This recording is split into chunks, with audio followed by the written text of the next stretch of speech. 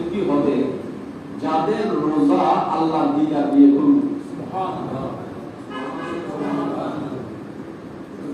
শক্তি আছে বলেন সুবহানাল্লাহ। সুবহানাল্লাহ। আরেকটু প্রাণ খুলে বলেন সুবহানাল্লাহ। কারো ইবাদতের বিনিময় জান্নাত, কারো ইবাদতের উপহার আল্লাহ দিদার। সুবহানাল্লাহ। কাউকে আল্লাহ জান্নাতের নিয়ামত দান করবেন। এবার বলেন জান্নাত কয়টি? সবাই বলেন কয়টি?